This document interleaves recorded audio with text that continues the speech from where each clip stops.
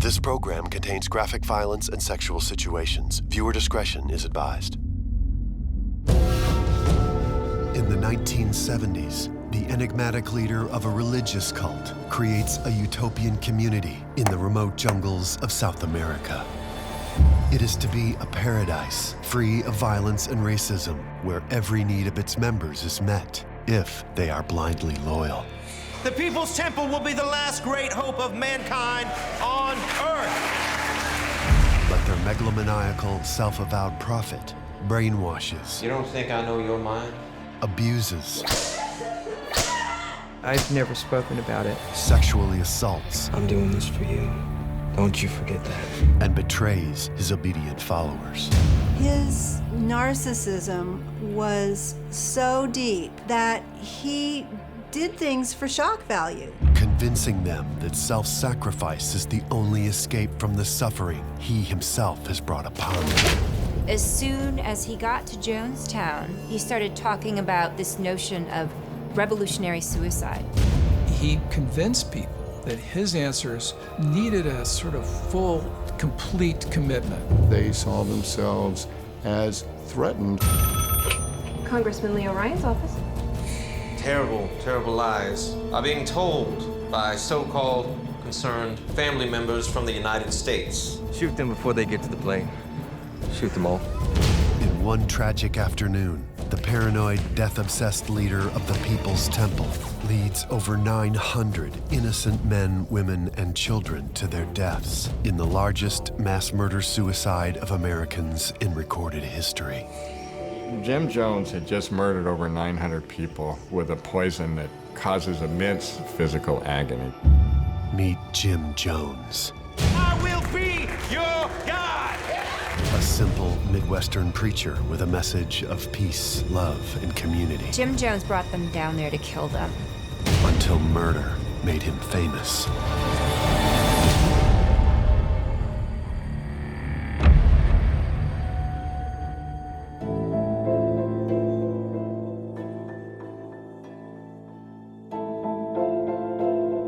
The November 1978 massacre at Jonestown, Guyana, remains unparalleled in its shocking brutality and massive loss of life. And while the names of many of the 918 innocents who died are not familiar to us, the leader of the People's Temple cult, Reverend Jim Jones, will forever be remembered as one of the most evil madmen the modern world has ever known. It's difficult to comprehend the absolute power that Jim Jones had over his followers. He had these unique abilities, and even now we're finding out what they were. He was a powerful preacher. People would get almost mesmerized by him. The monumental tragedy gave birth to the phrase, drinking the Kool-Aid, which means to accept something without question or skepticism. Of drinking the Kool-Aid, we hear it all the time. It's become an American phrase for being stupid. Media coverage of the event was massive and worldwide, and in the years since, films, books, and psychological studies have examined the puzzling phenomenon that, until the terrorist attacks on 9/11, comprised the largest single loss of American civilian life in a deliberate act. But how was one man able to convince so many to do his bidding? The answer begins in the childhood of a future mass murderer. He was a little odd, a loner. His parents weren't very present in his life. No kids really liked him. The father didn't work, and Jim Jones spent a lot of time outside of the house. It was not a very happy household. Oh. Who's this? This is my friend. Oh, no. You can't bring one of them to my house. Go back to your neighborhood, boy. In the 1940s, Crete, Indiana was a haven for the KKK, and segregation was the norm. As an outcast himself, Jim Jones identified with society's outcasts, including African Americans. At one point, this neighbor woman took him under her wing and brought him to church. And he saw the preacher in front of the congregation in his robes, and he saw all the respect and veneration that this preacher had, and something lodged in his mind. He wanted that same adoration and veneration. Childhood acquaintances would later allege that young Jim Jones frequently held funerals for small animals on his parents' property and had stabbed a cat to death. Little creature, go to your death freely, for I, the Lord your God, hold your right hand. It is I who says to you, fear not, I am the one who helps you. At age 16, Jim Jones officially begins his ministry, focusing on the disenfranchised and those receptive to his message of socialism. He quickly drew a crowd. Who was the 16-year-old white kid preaching about race and about equality? It was rather unheard of. In 1949, Jones marries a young nurse named Marceline. The couple adopts several non-white children. Jones calls it his rainbow family. In 1955, he launches his own church, the People's Temple of the Disciples of Christ. He promises a bed, food, jobs, and healing to his faithful flock. A lot of people came to see him as a kind of person who could take the best of religion and the importance of politics and put them together in a new way. Jones turns his church into a movement. And in the mid-60s, he and about 140 followers moved to Northern California, establishing a commune in Redwood Valley. We came to this valley to escape the fascist, racist devils bent on our destruction.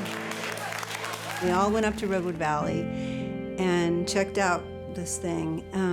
And it was just people very happy and ecstatic, and that's what I thought a church was, because I had never been into a church. And so it seemed like a really good thing to be a part of. It was packed, probably 450 people at least. About 2/3 African American. Everybody was very comfortable with each other. Everybody seemed to be having a really great time. Let them destroy themselves with their wars and their nuclear bombs. The People's Temple will be the last great hope of mankind on earth. Jim Jones wanted to grow the People's Temple, so he purchased a fleet of buses, and they traveled around the country evangelizing. Those bus trips were long and hard, and it seemed like we were on the bus a lot. For Jim Jones, the more members that the People's Temple had, the more the money kept rolling in. And as communism dictated, what belonged to one belonged to all. You gave all. If you worked a job, you gave your entire paycheck. He needed a complete commitment, and that meant giving up your friends, your family. That meant selling your house, basically living as a church member around the clock in isolation from the outside world. To achieve complete commitment from his flock, Jones employs psychological tactics that can only be characterized as outlandish. It was a Sunday after church. People were gathering in the parking lot, and all of a sudden, gunshots ring out. And somebody cries, "Father's been shot." And so his bodyguards rushed him into the church, and everybody's aghast, oh my God. Then they came back and announced that Jim Jones was dead. Of course, everybody's horrified. A couple minutes later, Jim Jones comes out, and he's all healed. Lennon died by a bullet to his body, and one day, so shall I, but only by my choosing. It was clearly a fake, and it nonetheless worked. That would qualify as a miracle.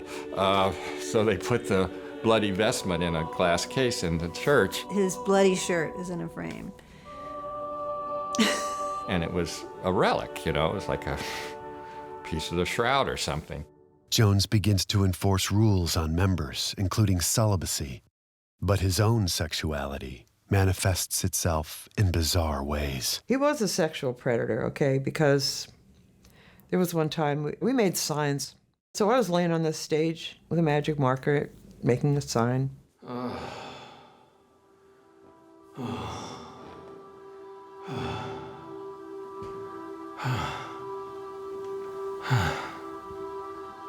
And I saw Jim and a man and his daughter.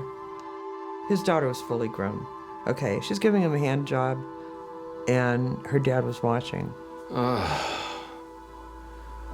And so I looked away so as not to embarrass them, and never said anything about it. In fact, this is the first I've ever mentioned it.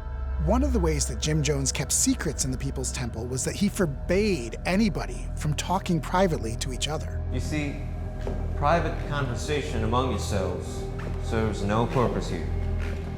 It's incompatible with the common good. In fact, should you choose to speak privately amongst yourselves, should you tell secrets, it's destructive. It's an act of betrayal. Sometimes people were paddled or spanked. Sometimes people were asked to engage in boxing matches with one another. Those are the kinds of punishments in the United States that were, I think, most prevalent. No beatings or... Did someone tell you? No. I've never spoken about it. Tell me. All right.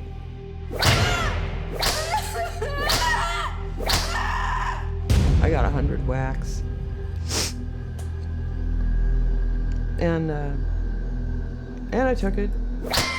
Catherine Barber's offense is violating the temple's rule of celibacy by flirting with a male member. If you can control somebody's sexual behavior, then you're just increasing your control and power over that person.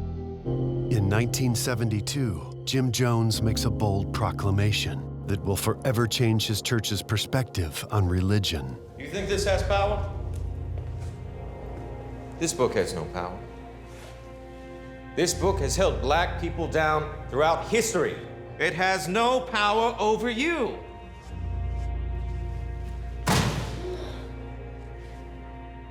There you see? Did lightning come out of the sky to strike us down? No. Did the earth open up and swallow us whole? No. My children, you need only to believe what you see with your own two eyes. Look upon me. Do you see me as your friend? Yes. If you see me as your friend, then I will be your friend. If you see me as a father, then I will be your father. Yes. If you see me as a savior, then I will be your savior. And if you see me as a God, then I will be your God. Yes. There's only one hope of glory, and that's within you. There's nobody in the sky. Ain't no heaven up there. You'll have to make heaven down here. Over the years, things really did change. He would, do his political preaching, and he would be, fulminating against this and that. The great Black Panther, Huey Newton, once spoke of something he called revolutionary suicide. In what would become a fateful rehearsal for Jonestown, Jim Jones had a New Year's Eve service in Redwood Valley where he handed out punch to everyone with a little surprise. But to achieve true freedom, you must be willing to sacrifice yourself to the cause of socialism.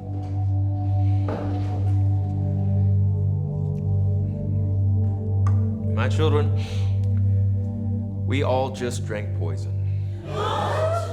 We are going to die in this church tonight, together. And we'll die together. And then everything quieted down. In fact, the punch has not been poisoned. You're not going to die. In our common struggle, loyalty must be periodically tested. My children, you passed the test. I thought, damn. He had this in mind all along. Happy New Year.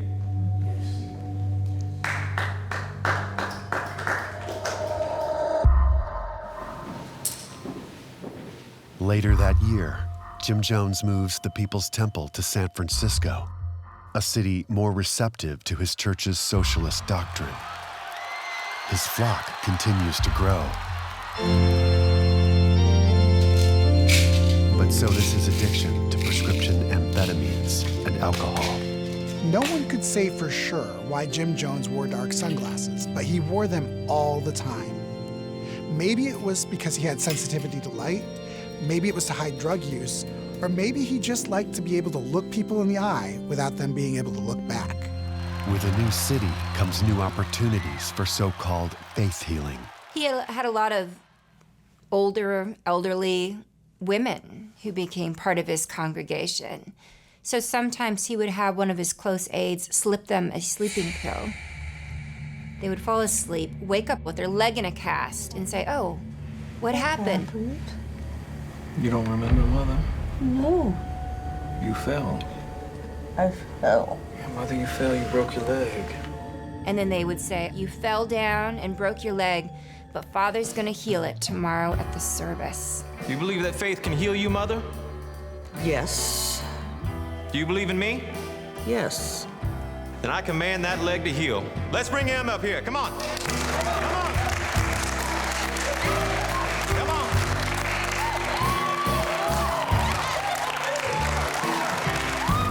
Jim Jones would saw off her cast with great fanfare and order her to get up and dance around the sanctuary. Stand up, Mother. Stand up. Come on. Stand up. It was all part of this showmanship that he put on. It was a spectacle.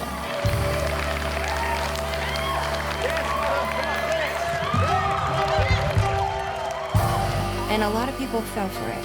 Jim Jones was a miracle worker. Who am I to question what a godlike figure does? Another thing he would do, purportedly, was to heal people of cancer. And sometimes the person didn't even know they had cancer.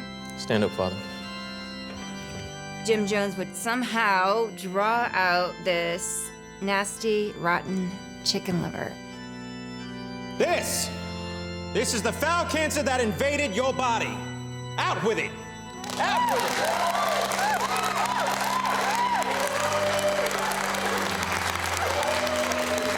And that would be evidence that there was cancer in their body. I was like, wow, this is amazing, you know? And it was quite a show. Jim Jones' hypocrisy wasn't just limited to drugs. In the mid-1970s, he was arrested for soliciting an undercover LAPD officer for sex in an adult movie theater that was known for its homosexual activity.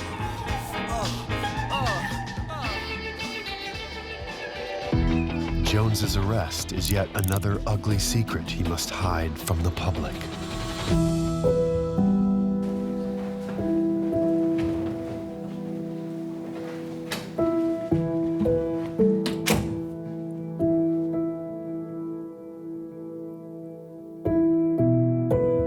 Having sex with someone to bring them to socialism, that would be a common thing. Hello, Dad. At Jones's insistence, all members of the temple, regardless of age, are to refer to him as Dad. You know what you do to me, child? What, Dad?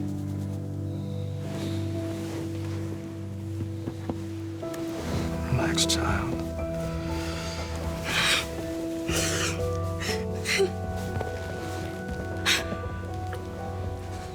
I'm doing this for you. Don't you forget that.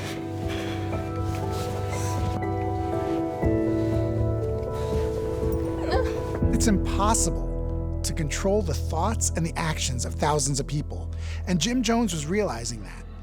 So he spread his paranoia that people from the outside were coming to stop them. Have I not healed you? Have I not made good on my promise to build us a better world? Where we care for each other and we love one another into old age. Yes, Dad. Yes, Dad.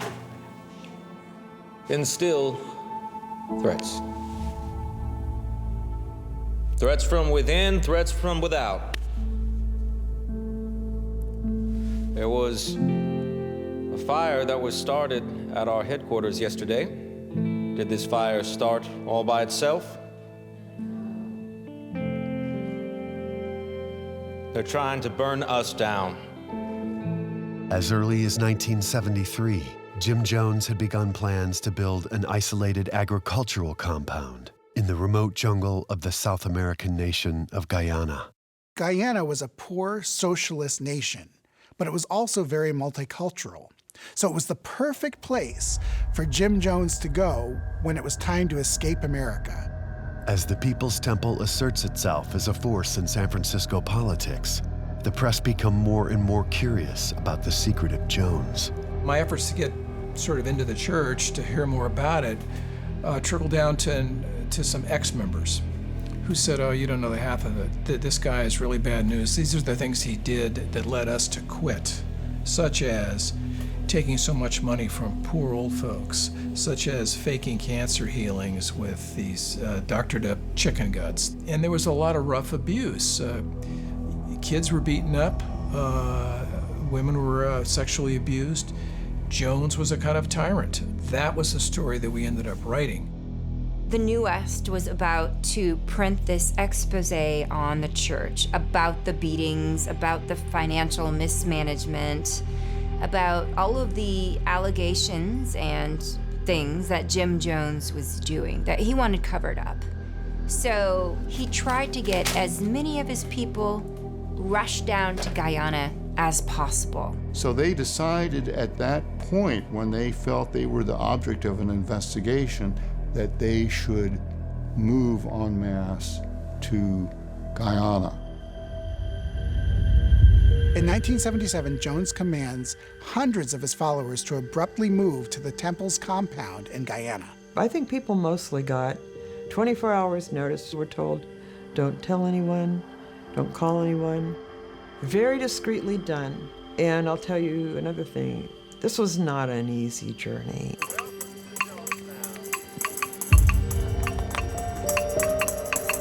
A lot of people went down there believing, let's check it out. If we don't like it, we'll go home. Well, what happened? As soon as they got to Jonestown, Jim Jones confiscated their passports and their money and told them that if they wanted to go home, they could swim home because he wasn't paying their fare home.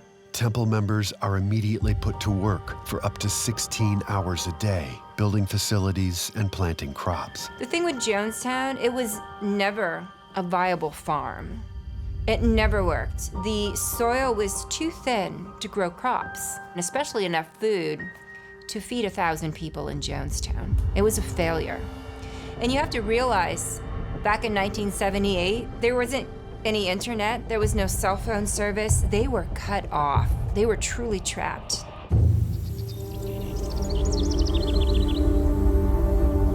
Now in the seclusion of his own town, which was 150 miles from anywhere, Jim Jones, who was still married to Marceline, had complete freedom to continue his sexually abusive behavior.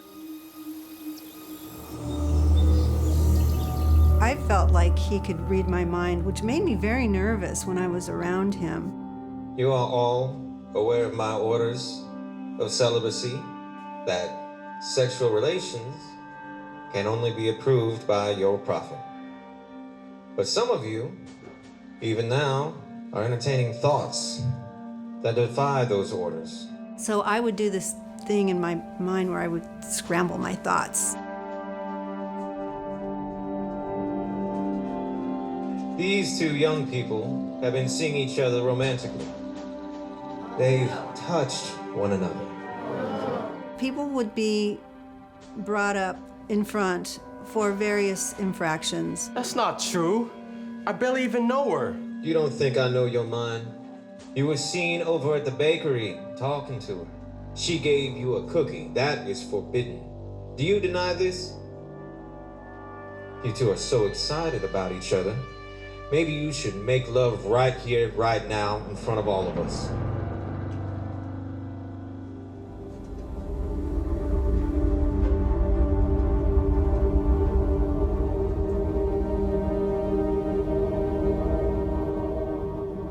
Well, go on.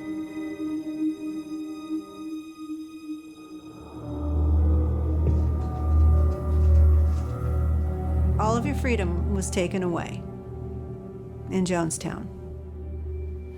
Jim Jones's drug use becomes more rampant, fueling a paranoia that there are those among his flock thinking of betrayal. Tonight, I will be sending someone out among you who will say they want to leave. They are to be immediately turned in. This is a test of loyalty, my children, for he who betrays me betrays us all. Jim Jones brought them down there to kill them. He never wanted them to thrive. He never wanted the farm to be a success. What's this for? It's for cleaning jewelry. And almost as soon as he got to Jonestown, he started talking about this notion of revolutionary suicide. Anyone who crossed Jim Jones or even tried to escape was met with demonic repercussions, even the children. I'm responsible. In one documented case, the mother of a child who tried to escape Jonestown offers to kill her son and commit suicide in order for the People's Temple to save face. It'd be a killing and a suicide by an upset mother that doesn't like what her son is doing. That's very honorable of you, Mother. But we wouldn't dream of sacrificing yourself for this vermin. Take him to the well. No. The well is a torture device where children are suspended upside down into a pit overnight.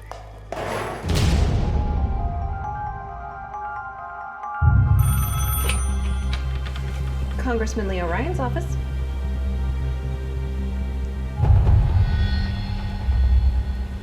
Thank you. Numerous calls from concerned relatives of temple members flood into the office of Congressman Leo Ryan, who represents the San Francisco area. Yeah. Hey, Leo. I got another call about Jonestown. Congressman Leo Ryan makes a fateful decision to go down to Jonestown to see what's going on. When Jim Jones gets word of it, he instructs all of his followers on how they need to behave while he's there. These invaders will ask you if you are being held against your will. They will ask you if you want to go back. What will you tell them, children? I'll tell them that mostly everybody don't want to return to the States because they love it here at Jonestown. Don't say mostly, child. Don't say mostly. Say, I don't know anybody who wants to go back. You understand? Yes, Daddy. All right. One of Jim Jones's greatest fears is that people would leave the church. It was almost pathological, this fear. On November 17th, 1978, Congressman Ryan and a small delegation, including congressional aide Jackie Spear, arrive at the Port Katuma airstrip.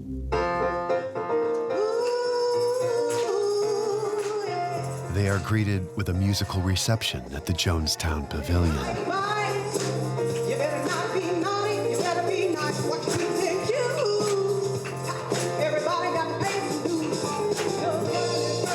At first, Congressman Ryan is genuinely impressed by the jubilation of the entire group.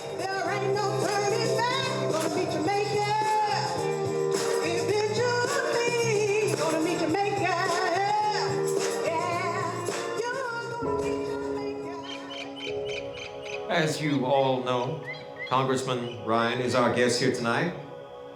He is here to see how we live, because lies, terrible, terrible lies, are being told by so-called concerned family members from the United States.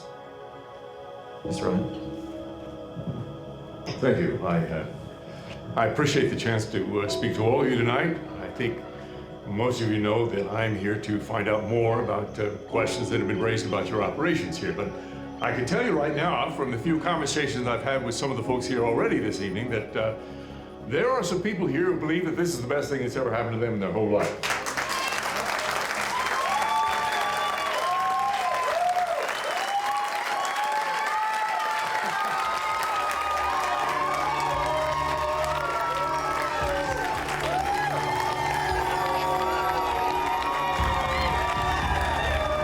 The fake, over-enthusiastic applause is disturbing to Ryan. It's obvious to him that Jones has coached these people how to act.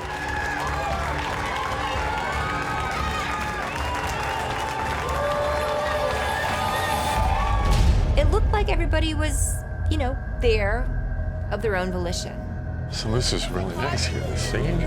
But at one point, somebody slipped his aide a note. So, is there dancing too?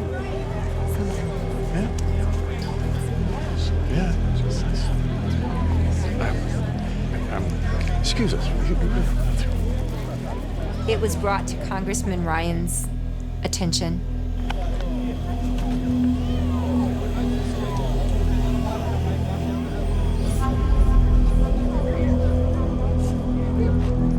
And then he questioned Jim Jones about it.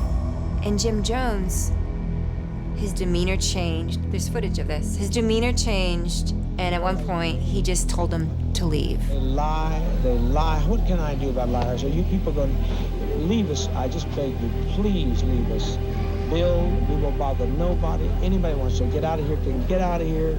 We have no problem about getting out of here. They come and go all the time. I don't know what kind of game. People like people like publicity. Some people do. I don't. Jim Jones's house of cards was about to fall down. These people were going to leave Jonestown. They were going to come back to San Francisco and tell the world what it was really like there. Only a handful admit that they want to leave Jonestown. 14 so far. It's a far cry from what we thought. Even though there were 15 or so people that wanted to leave on that last day, I think that given the opportunity, I think more people would have stepped up. Come on, we need to take our children and leave this place. You woman, they're my children and I want to stay. I understand you want to stay, but she wants to go. During these very tense conversations, one of Jim Jones's aides comes out and tries to attack Congressman Ryan with a knife. And is knocked to the ground. This is a half-hearted attack, and it's speculated that Jones wanted to scare Ryan away without taking any defectors with him. You okay, Leo? Yeah, I think so. Sir, nobody told this man to harm you. Nobody told this man to do this. I understand that. Congressman, I think it's time we leave. Sir, please, we are peaceful people. We only want to be left here in peace. We're going to take the people who want to leave with us. American citizens can't be held against their will. I am so sorry. And it made Congressman Ryan see, some of these people are really dangerous. I better leave. Of course, never envisioning what was about to happen to him at the jungle airstrip. We must not let that congressman take our people. What do you want us to do? Shoot them before they get to the plane. Shoot them all. So Congressman Ryan gathers up about a dozen or so people who are brave enough to defect, and they head to the Port Kaituma airstrip. Well, we're going to be leaving really soon. At the Port Kaituma airstrip, Congressman Ryan's delegation, along with several defectors, are about to board two planes when a truck pulls up beside them.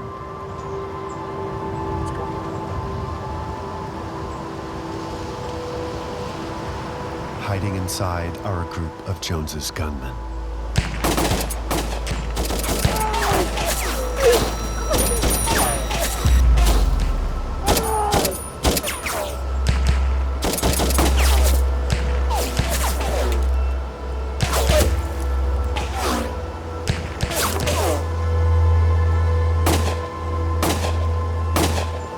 Leo Ryan is shot more than 20 times. Jackie Spear is shot a total of 5 times. 4 others are killed. 10 are injured. NBC cameraman Bob Brown records his own murder. Miraculously, Spear survives her wounds, waiting 22 hours for help.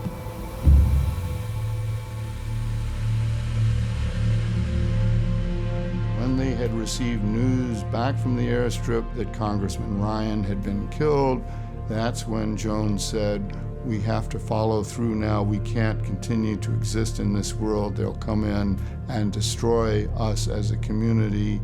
Now is the time that we have to engage in collective suicide.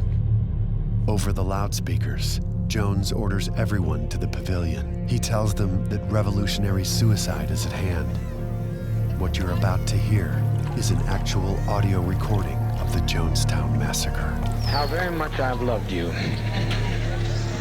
How very much I've tried my best to give you the good life. But in spite of all of that I've tried, a handful of our people have made our life impossible. Those who have left and committed the betrayal of the century. So if we can't live in peace, then let's die in peace.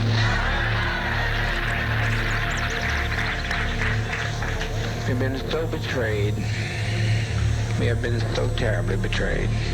Take the portion like they used to take in ancient Greece and step over quietly, because we are not committing suicide. It's a revolutionary act. Anyone that has any dissenting opinion, please speak. Yes, Christine. Is it too late for Russia? It's too late. The congressman's dead. Many of our traitors are dead. They're all laying out their dead. As long as there's life, there's hope. I'm going to tell you, Christine, without me, life has no meaning. I'm the best friend you'll ever have. I look at our babies and I think they deserve to live. What's more, they deserve peace. You'll regret it if you don't die. You'll regret it. Are you going to get the medication here? You got to move. There's nothing to worry about. Everybody keep calm and try and keep your children calm. It's just a little bitter tasting, but they're not crying out of any pain. It's hard only at first. Living, you're looking at death. It only looks. Living is much, much more difficult. This is nothing to cry about. This is something we should all rejoice about. We should be happy about this. Please, for God's sakes, let's get on with it. We've lived as no other people have lived and loved. We've had as much of this world as you're going to get. Let's just be done with it. Let's be done with the agony of it. This is a revolutionary suicide. This is not a self-destructive suicide. So they'll pay for this. They brought this upon us. Let's get calm. Let's get calm. No more, no more, no more. We tried to find a new beginning, but it's too late. You can't separate yourself from your brother and your sister. Die with a degree of dignity. Lay down your life with dignity. Don't lay down with tears and agony. Don't be this way. Stop this hysterics. This is not the way for people who are socialists and communists to die. So, God.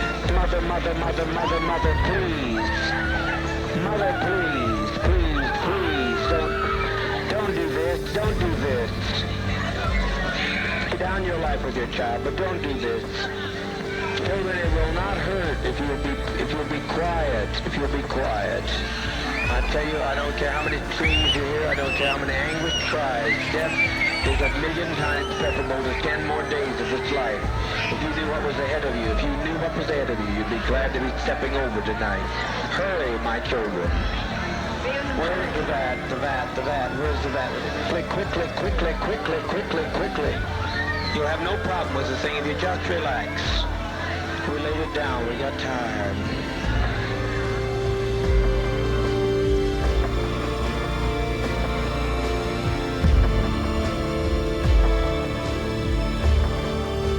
No more pain.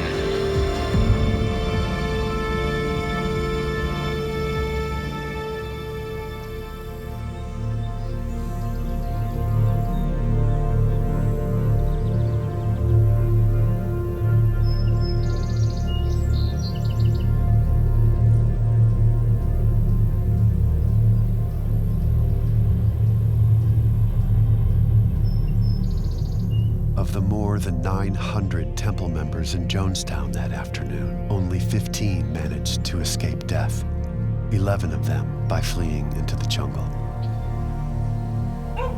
Jim Jones had just murdered over 900 people with a poison that causes immense physical agony to the person who takes it, with convulsions and choking. And so he watched 900 plus people die. I think in the end he was a coward, and he didn't want to do that himself. In that death tape, you can hear a voice of a person who is falling apart, who has lost his mind. 150 miles away from Jonestown, in Georgetown, Guyana, is the People's Temple headquarters, a hub for supplies, communications, and visitors.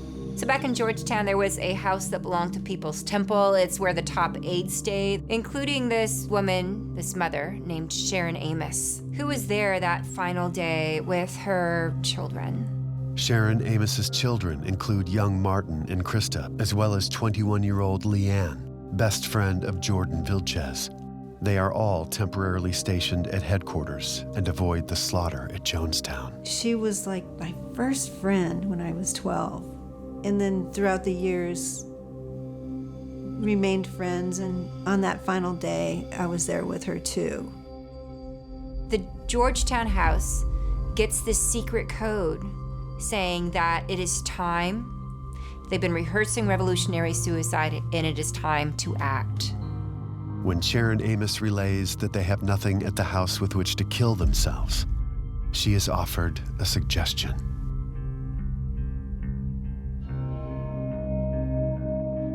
Sharon Amos came reeling out of the radio room. Kristen Martin, get in here. What's going on, Mom? Said that everyone was killing themselves in Jonestown and that we were to do that too. Get a knife from the kitchen and meet me in the bathroom. Come on, kids.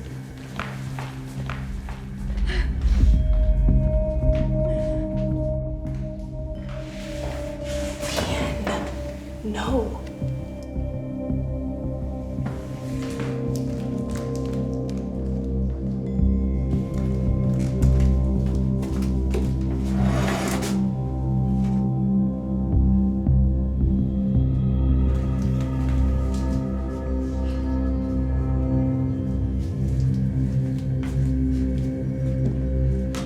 So Sharon Amos drags her children into the bathroom, locks the door,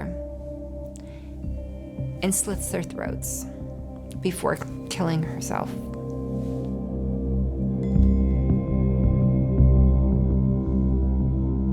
The only person outside of Jonestown to take up Jim Jones's last order for them to kill themselves. I was in shock.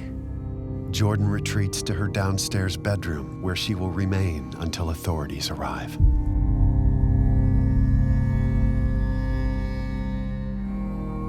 The exact circumstances surrounding the death of Jim Jones are not fully known. His body is found with a single gunshot wound to the head.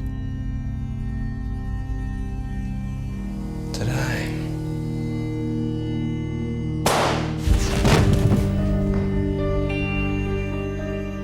News of the horrific tragedy at Jonestown breaks worldwide, instantly casting the Reverend Jim Jones into infamy.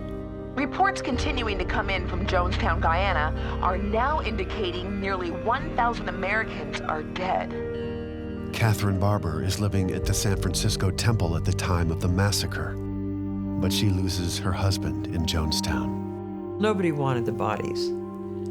You know, Guyana had to insist the U.S. come and remove them. So they did. More than 400 bodies go unclaimed, and in some cases, it is years before remains are properly interred. Well, I lost my two sisters, my older sister, Diane,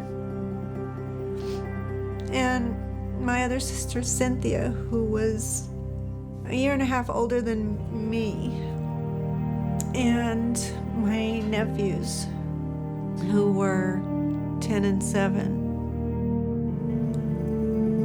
And